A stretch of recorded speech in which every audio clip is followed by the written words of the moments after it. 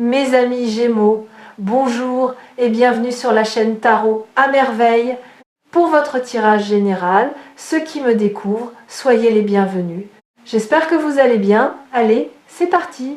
Si je vous disais qu'une lettre a été écrite pour vous, accepteriez-vous de l'écouter?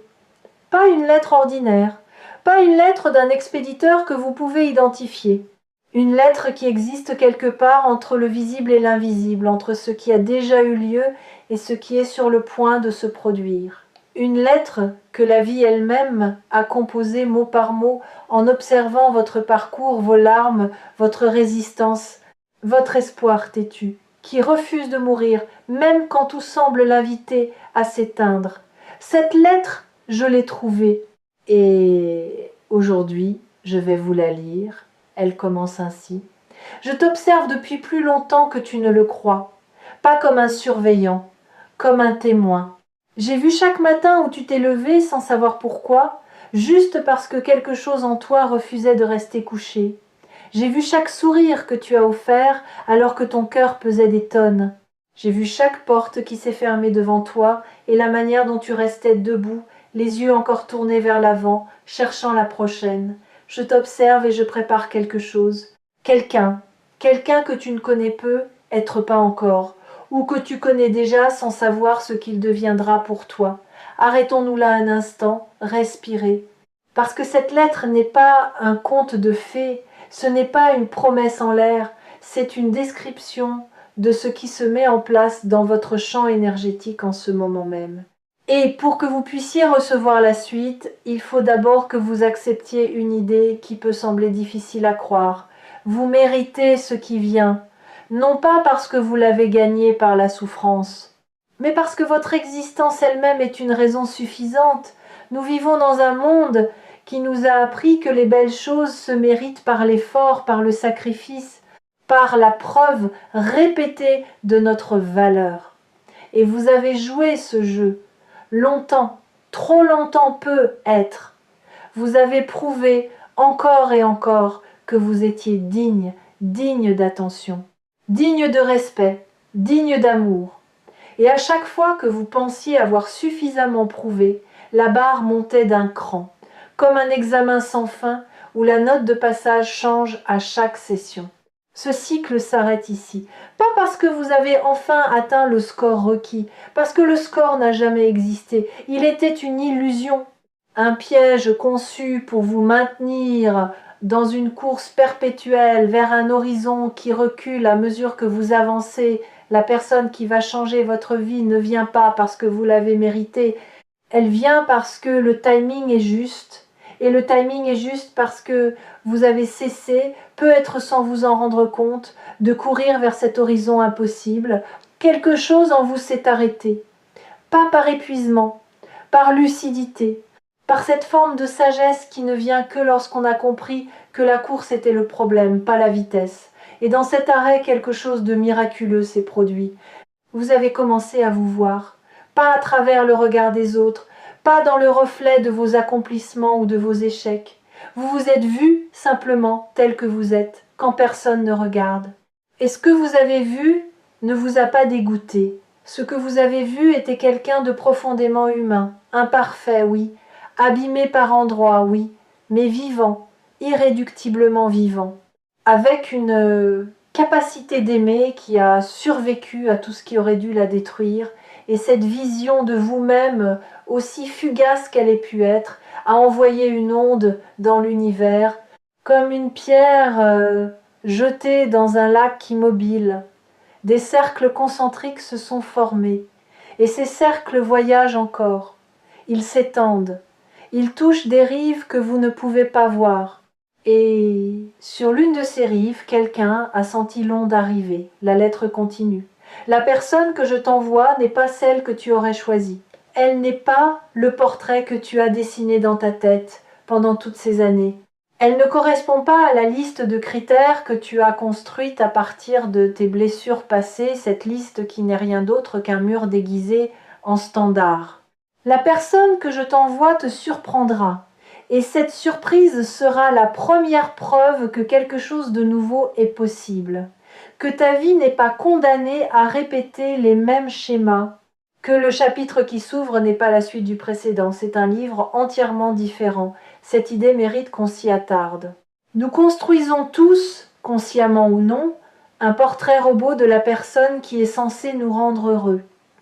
Ce portrait est façonné par nos expériences passées, par ce qui nous a manqué, par ce qui nous a blessés.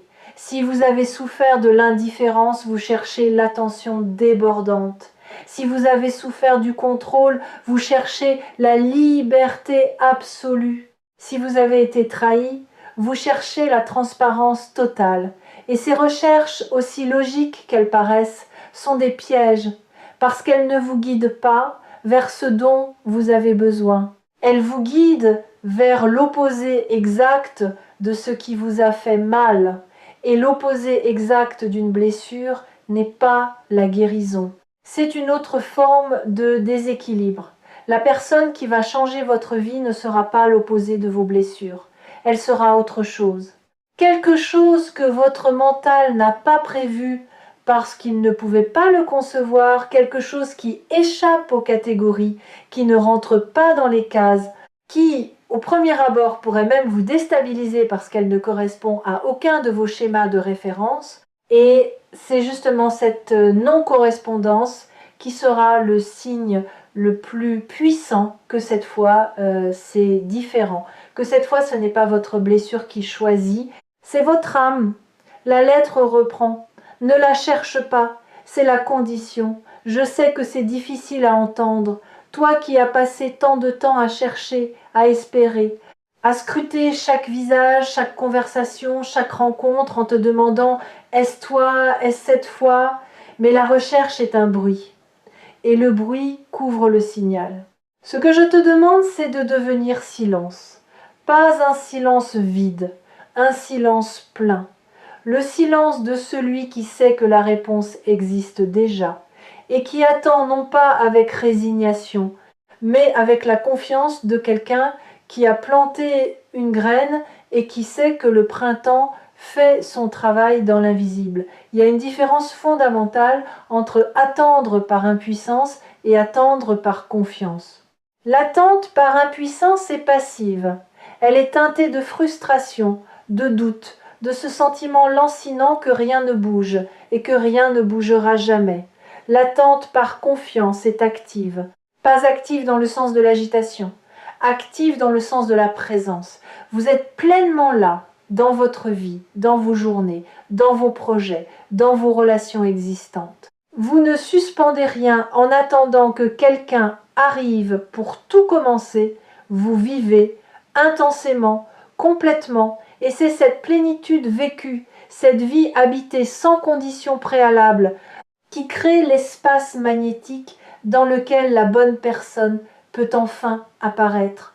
Parce que les gens qui vivent pleinement émettent une lumière particulière, pas une lumière flamboyante, spectaculaire, aveuglante, une lumière chaude, constante, comme celle d'une maison éclairée la nuit, vue de loin, qui donne envie de s'approcher, qui promet la chaleur et le refuge sans avoir besoin de crier pour se faire remarquer.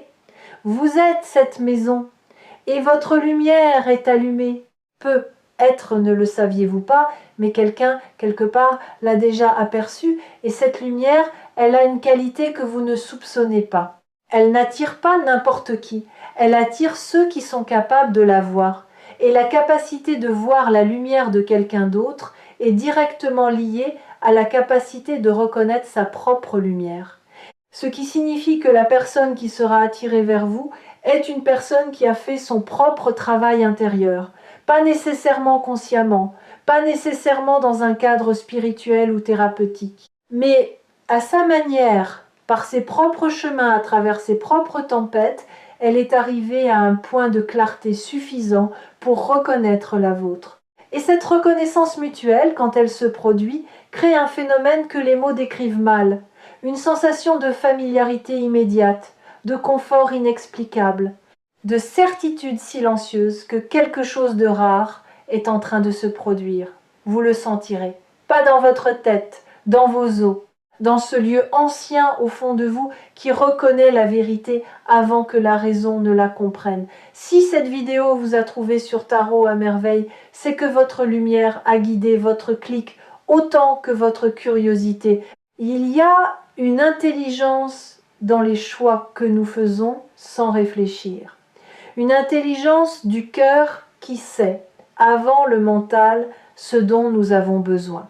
La lettre continue et ici, elle prend un ton plus intime. Il y a quelque chose que tu portes en toi et que cette personne va reconnaître immédiatement.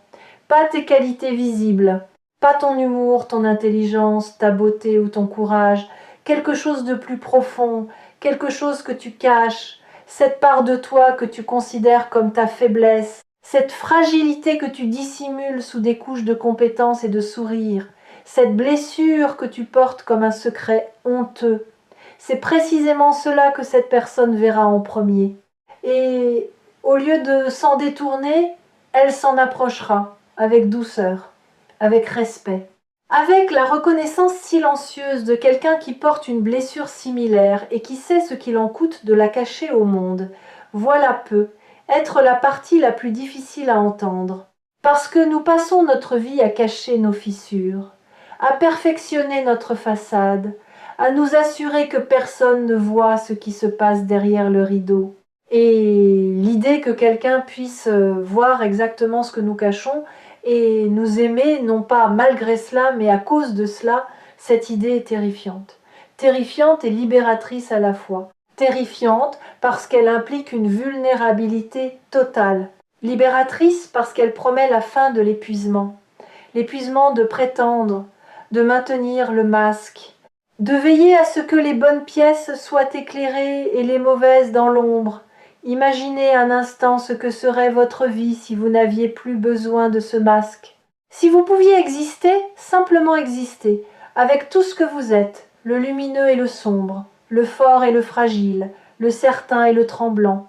Imaginez la quantité d'énergie que vous récupéreriez. L'énergie que vous investissez chaque jour, chaque heure, dans le maintien de l'apparence. Cette énergie-là, une fois libérée, pourrait nourrir des rêves entiers, pourrait construire des projets qui dorment dans vos tiroirs, pourrait ouvrir des conversations que vous repoussez depuis des années. La personne qui arrive va déclencher cette libération, pas en forçant votre masque à tomber, en rendant le masque inutile, par sa seule présence, par sa manière d'être avec vous qui vous dira sans un mot que l'intégralité de votre être est bienvenue. Pas seulement les pièces présentables, l'intégralité. La lettre poursuit. Cette personne ne vient pas te sauver, je veux que ce soit clair, elle ne vient pas combler un vide, elle ne vient pas réparer ce qui est cassé. Tu n'es pas cassé, tu n'as jamais été cassé, tu as été plié, tordu, comprimé par les circonstances, par les attentes, par le poids d'un monde qui ne sait pas toujours accueillir ceux qui ressentent trop fort, mais cassé, jamais. Et cette personne le sait, elle ne te regardera pas comme un projet à restaurer, elle te regardera comme un paysage à explorer, avec fascination, avec patience, avec la certitude que chaque recoin, même les plus escarpés, cache une beauté que peu de gens ont la patience de découvrir. Cette distinction est essentielle. Être changé par quelqu'un ne signifie pas être réparé par quelqu'un. Le changement dont nous parlons ici n'est pas une correction, c'est une expansion. Cette personne ne va pas vous rendre meilleur en corrigeant vos défauts. Elle va vous rendre plus vaste en vous donnant la permission d'explorer des territoires de vous-même que vous aviez condamnés. Des espaces intérieurs que vous aviez fermés parce que, à un moment de votre vie, quelqu'un vous a fait croire qu'ils étaient dangereux. Votre sensibilité, votre intensité, votre manière de rêver trop grand, de sentir trop profond, de vouloir trop sincèrement. Ces trop qui vous ont été reprochés, parfois ouvertement, parfois par des silences qui disaient plus que des mots. Et ces trop sont en réalité des assez de sensibilité pour percevoir la beauté dans ce que les autres ignorent, assez d'intensité pour vivre chaque moment avec une présence que la plupart des gens n'atteignent que dans les circonstances extrêmes, assez de profondeur pour toucher les gens au-delà de leur surface et les faire se sentir ne serait-ce qu'un instant pleinement vus, ce ne sont pas des excès, ce sont des profondeurs. Et il faut quelqu'un qui sache nager pour les apprécier. La lettre arrive maintenant à un passage que j'hésite à lire, non pas parce qu'il est difficile, parce qu'il est d'une tendresse presque insoutenable. Sache que cette personne a aussi peur que toi. Elle porte ses propres cicatrices, ses propres doutes, ses propres nuits où elle se demande si elle est assez. Et c'est cette peur partagée, cette vulnérabilité symétrique qui rendra votre rencontre si puissante. Parce que deux êtres qui se rencontrent dans leur force ne créent qu'une alliance. Mais deux êtres qui se rencontrent dans leur fragilité créent un sanctuaire, un espace où la garde peut être baissée, où les armes peuvent être posées, où l'on peut enfin, se reposer dans la présence de l'autre sans craindre le jugement. Ce sanctuaire est ce que je te prépare, et il sera plus beau que tout ce que tu as connu, un sanctuaire. Pas un château, pas une forteresse, un sanctuaire, la différence est profonde. Un château protège par la hauteur de ses murs, une forteresse protège par l'épaisseur de ses remparts. Mais un sanctuaire protège par la qualité de ce qui s'y vit, par la sacralité de l'espace, par le respect mutuel qui en constitue les fondations. Vous n'avez pas besoin de murs épais pour vous sentir en sécurité avec la bonne personne. Vous avez besoin de confiance. Et la confiance ne se construit pas avec des pierres.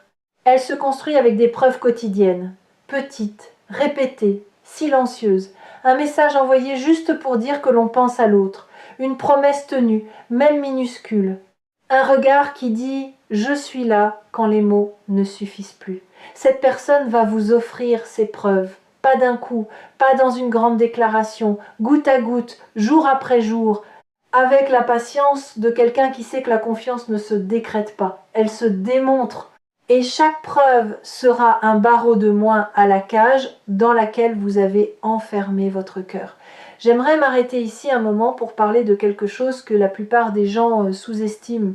Le rôle du corps dans cette transformation. Votre corps sait avant votre esprit. Votre corps a déjà commencé à se préparer à cette rencontre. Peut-être l'avez-vous remarqué sans en comprendre la raison. Une énergie différente le matin.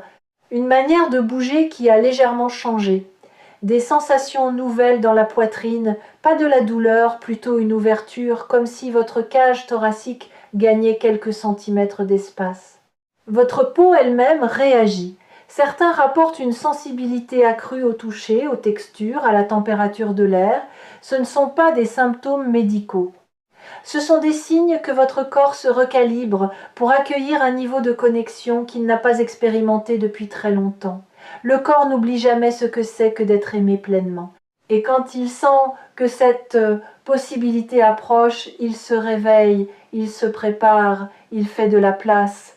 Honorez ces sensations, ne les ignorez pas, ne les rationalisez pas. Elles sont la preuve la plus tangible que ce dont nous parlons n'est pas une idée abstraite. C'est un mouvement réel, physique, incarné. Et ce mouvement est déjà en cours. La lettre touche maintenant à quelque chose qui concerne le timing. Tu te demandes pourquoi maintenant? Pourquoi pas avant? Pourquoi pas pendant ces années où tu en avais tellement besoin que l'absence te brûlait comme un fer rouge? La réponse est simple, et elle ne te plaira peu, être pas. Avant, tu n'aurais pas reconnu cette personne, tu l'aurais croisée sans la voir, ou pire, tu l'aurais vue et tu aurais fui, parce que tu n'étais pas encore celui ou celle que tu es maintenant. Chaque épreuve que tu as traversée t'a rapproché de cet instant. Chaque larme a nettoyé un fragment de ton regard. Chaque déception a déblayé un chemin, et maintenant ce chemin est dégagé. Tes yeux sont clairs, ton cœur est assez brisé pour être ouvert, et assez fort pour ne plus avoir besoin de se fermer. C'est maintenant, parce que tu es enfin prêt à voir ce que tu étais incapable de voir avant. C'est une vérité inconfortable mais libératrice. Les rencontres transformatrices ne se produisent pas quand nous les voulons. Elles se produisent quand nous sommes prêts à les vivre pleinement. Et la préparation n'est pas un exercice conscient. Elle se fait dans l'ombre, à travers les épreuves qui nous semblaient inutiles, à travers les relations qui n'ont pas fonctionné et qui nous ont appris, à chaque échec, un peu plus précisément ce que nous cherchons vraiment. Chaque amour raté a affiné votre boussole intérieure. Chaque désillusion a éliminé une illusion. Et ce qui reste maintenant, ce n'est plus un fantasme. C'est une vérité, épurée, essentielle, inébranlable. Il y a aussi un autre aspect de cette préparation que personne ne mentionne jamais, le pardon. Pas le pardon grandiose, dramatique, celui qu'on prononce dans les films avec des violons en arrière-plan, le pardon quotidien, le pardon discret, celui que vous vous êtes accordé, petit à petit sans même le nommer. Le pardon de ne pas avoir été parfait dans vos relations passées, le pardon d'avoir parfois choisi la sécurité plutôt que l'amour, le pardon d'avoir fermé votre cœur quand il aurait fallu l'ouvrir, ou de l'avoir ouvert quand il aurait fallu le protéger. Ce pardon-là, celui que vous vous donnez à vous-même, est la clé la plus puissante de toute cette transformation, parce que tant que vous vous en voulez pour le passé, vous restez enchaîné au passé. Et quelqu'un d'enchaîné ne peut pas tendre les bras vers ce qui vient. Vous vous êtes pardonné plus que vous ne le croyez. À chaque fois que vous avez souri à nouveau après une blessure, c'était un acte de pardon. À chaque fois que vous avez osé faire confiance après une trahison, c'était un acte de pardon. À chaque fois que vous avez refusé de devenir la réplique amère de celui qui vous a blessé, c'était le plus beau des pardons. Et ces pardons accumulés ont déblayé la route. Ils ont créé un passage clair, sans débris, sans rancune, sans fantôme du passé embusqué dans chaque coin. Un passage par lequel la bonne personne peut enfin marcher vers vous sans trébucher sur les ruines de vos anciennes douleurs. Les fidèles de tarot à merveille le savent. Les messages les plus importants ne sont pas ceux qui confirment ce que l'on sait déjà. Ce sont ceux qui éclairent ce que l'on sentait sans pouvoir le nommer. Et aujourd'hui, ce qui est nommé, c'est la convergence entre votre préparation intérieure et l'arrivée de quelqu'un dont l'existence va répondre à des questions que vous portiez depuis si longtemps que vous aviez oublié les avoir posées. La lettre arrive à sa fin, et ses derniers mots sont les plus simples de tous. Ne me remercie pas pour cette personne. Remercie-toi pour chaque matin où tu as choisi de te lever, pour chaque nuit où tu as choisi de croire encore, pour chaque instant où tu as refusé de devenir amer, cynique ou fermé. C'est ce refus qui t'a gardé vivant. C'est ce refus qui a maintenu la porte ouverte. Et c'est par cette porte ouverte que cette personne va entrer. Pas parce que je l'ai décidé, parce que tu l'as permis par ton courage quotidien, par ta tendresse obstinée, par cette lumière dans tes yeux que rien, absolument rien, n'a réussi à éteindre. La lettre est terminée, et je la dépose maintenant entre vos mains. Pas pour que vous la relisiez indéfiniment, pour que vous la laissiez travailler en vous comme un levain dans la pâte, comme une mélodie qui continue de jouer dans votre tête longtemps après que la musique s'est arrêtée. Ce qui va suivre dans votre vie ne sera pas un tremblement de terre, ce sera un lever de soleil, lent, progressif.